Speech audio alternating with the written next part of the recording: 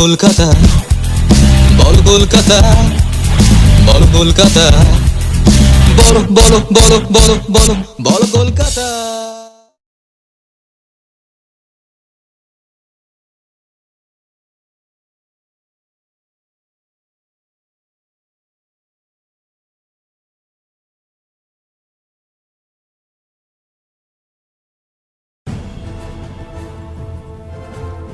বলো কলকাতা থেকে আমি দুর্বা। হলদিয়া শ্রমিক ইউনিয়নের সভাপতি পদের দায়িত্ব পেলেন নবনির্বাচিত দেবপ্রসাদ মণ্ডল। হলদিয়া রিফাইনারি টাউনশিপ মেইনটেন্যান্স ওয়ার্কার্স ইউনিয়নে সম্প্রতি বড় রদবদল হল। গত 2 বছর ধরে ওই সংগঠনের সভাপতি ছিলেন মাননীয় সাংসদ দিব্যেন্দু অধিকারী।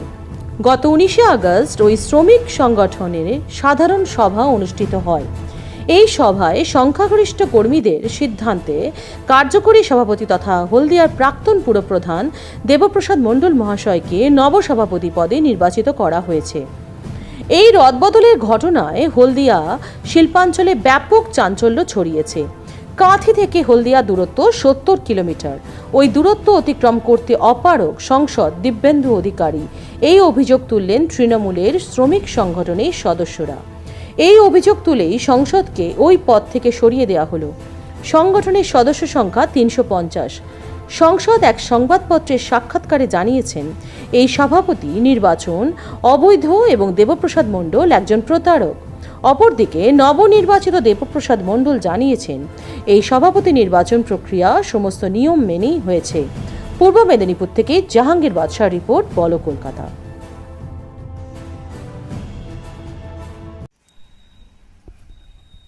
হলদিয়া রিফাইনারি টাউনশিপ মেইনটেন্যান্স ওয়ার্কার্স ইউনিয়নের সভাপতি ছিলেন দিব্যেন্দু অধিকারী মাননীয় সাংসদ মহোদয়। 2 বছর উনি আমাদের ইউনিয়নের কোনো কাজ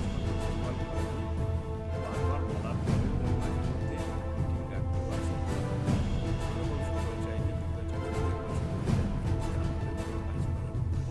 কারণে সাধারণ শ্রমিক ওনাদের অনেক ডে টু ডে ওয়ার্ক কার্যকরী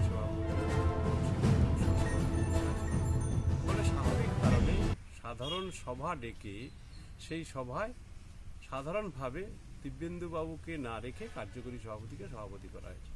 এখানে অবৈধর কোনো ব্যাপার নেই, একদম বৈধভাবে এক্সিকিউটিভ মিটিংয়ে আলোচনা হয়েছে এবং সেখানে আবার আমাদের সাধারণ সভায় সেটা আলোচিত হয়েছে। যদি সাধারণ সভায় কোনো কর্মচারী যদি তার প্রতি এতটুকু বদান্যতা থাকতো, কিছু থাকতো, নিশ্চয়ই বলতো যে আমাদের আর আয়ু 1 বছর ইউনিয়নে, সেখানে নিশ্চয়ই বলতে পারতো। কিন্তু সাধারণ সভাতে সেই জিনিসটা, বাৎসরিক সাধারণ সভাতে সেই জিনিস উঠে আসেনি। অতএব বাৎসরিক সাধারণ সভাতে ওনার বিরুদ্ধে বিষোদ্গার কিছু হয়নি। ওনাকে সরিয়ে দিয়ে বা ওনাকে পরিবর্তে কার্যকরী সভাপতিকে সভাপতির দায়িত্ব সাধারণ সভা শ্রমিকরা দিয়েছে। এর অপরাধটা কিছু জানি না, তাতে উনি আমার বিরুদ্ধে লিখেছেন প্রতারক, আমি নাকি প্রতারণা করছি। আমার প্রতারণা করার কোনো জায়গা নেই। আমরা যদি প্রতারণা করতাম তাহলে উনি এমপি হতে পারতেন না। হলদিয়ায় কিন্তু এসে আমাদের হলদিয়াতে আসার সুযোগ ওনাদের ছিল না। যখন ওনারা আমাদের সিপিএমের বিরুদ্ধে লড়াই হয় তখন ওনারা লুকিয়ে লুকিয়ে থাকতেন, আমরাই কিন্তু ওনাদের সাহায্য করে এখানে হলদিয়াতে নিয়ে এসেছি। আজকে উনি এমপি হয়েছেন আমাদেরই ভোটে, আমরাই ওনাকে এমপি করেছি। তো উনি প্রতারণা বলছেন, ওনাকে বারবার অনেক রিপোর্ট দেওয়া হয়েছে। উনি এমপি হয়ে আমাদের ইউনিয়ন দখল করে, এখানে ডকের ইউনিয়নের নেতা পৌরসভার চেয়ারম্যান শ্যামল যাদব, যে ইউনিয়নগুলো তৃণমূল কংগ্রেস দখল করে তাকে সেই ইউনিয়নকে বাদ দিয়ে তিনি দখল করে নিচ্ছেন। ওনাকে বলার পরে উনি কিছু করেননি, মন্ত্রীও কিছু করেননি। মন্ত্রী মহোদয়কে বলবো বলে কেন কে হবে, যে যে যা ইউনিয়ন দেখছে সে ইউনিয়ন দেখবে, কিন্তু তারপরেও তারা কিছু করেনি। সেখানে কি প্রদীপ চক্রবর্তী গুন্ডা সিপিএম থেকে এসছে, তার গুন্ডা বাহিনী, জব্বরের গুন্ডা বাহিনী নিয়ে আইএসির ড্রাম ফ্যাক্টরিকে পর্যুদস্ত করে সেখানে আমাদের তৃণমূলের পঞ্চায়েত সমিতির সদস্য, তৃণমূলের পঞ্চায়েত সদস্য, তৃণমূলের মেম্বার, সেখানে সমস্ত তৃণমূল কংগ্রেসের পদাধিকারী ব্যক্তিরা কাজ করে, তাদেরকে সেখান থেকে ঘাট ধাক্কা দিয়ে মারতে মারতে বের করে দিয়েছে। এবং এর পরেও এইচআরএলে আমাদের উত্তম বেরা, যেখানে ওয়ার্ডের সেক্রেটারি ছিল, এখনও সেক্রেটারি, সেখানে যেহেতু সে দেবু মণ্ডলের সঙ্গে আছে, যেহেতু সে তৃণমূল কংগ্রেসের ইউনিয়ন করে, তাকে সেখান থেকে বাদ দিয়ে দিও গায়ের জোরে। এটা যেন মামদাবাজি চলছে। এখন এমপি সাহেব আর মন্ত্রী সাহেব যেন মামদাবাজি চাইছেন হলদিয়াতে, যে তৃণমূল কংগ্রেসের দেবমণ্ডলের কোনো লোক থাকবে না। আমার কি লোক? তৃণমূল কংগ্রেসের লোক। এই কথাটা ওনারাই আমাদের মধ্যে বিভেদ সৃষ্টি করে গোটা হলদিয়াটাকে একদম পর্যুদস্ত করতে চাইছে। আমরা তার বিরুদ্ধে প্রতিবাদ জানিয়ে প্রথম আমরা হলদিয়া রিফাইনারি মেনটেন্যান্স ওয়ার্কার্স ইউনিয়ন থেকে, টাউনশিপ থেকে আমরা দিব্যেন্দু অধিকারী সরিয়ে দিয়ে আমরা সেই বার্তা দিতে চাইলাম যে আজকে তৃণমূল কংগ্রেস যা বলবে, মমতা ব্যানার্জি যা বলবে, সেটাই কিন্তু শেষ কথা, তার বাইরে কিন্তু নয়। আজকে মন্ত্রী সাহেব একদিকে দিল্লিতে গিয়ে বিজেপির সঙ্গে মিটিং করবেন, আর তার ভাই এদিকে বসে বসে কথা বলবেন, আর তার বড় বড় কথা বলবেন, কখন কোথায় চলে যাবেন তার কোনো ঠিক থাকবে না, আর আমাদেরকে বড় বড় কথা বলে প্রতারক বলে গালিগালাজ করবে। এই দুটো জিনিস কখনো সাধারণ শ্রমিক মেনে নেবে। সাধারণ শ্রমিক রাগে ফুঁসছে, ওনার ক্ষমতা রাখ, সাধারণ শ্রমিককে সান্ত্বনা দিক।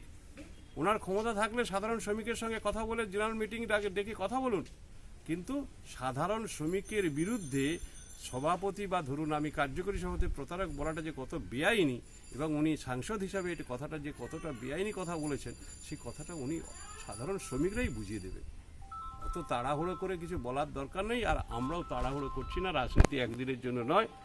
আজকে যখন উনি প্রতারক বলছেন, উনি যখন চেয়ারম্যানের বিরুদ্ধে আমার বিরুদ্ধে যখন শ্যামলাদেরকে বসিয়ে দিয়েছিলেন একজন ডকের কাটমানিওয়ালা লোককে, তখন কিন্তু প্রতারক উনি করেননি, উনি প্রতারণা করেননি।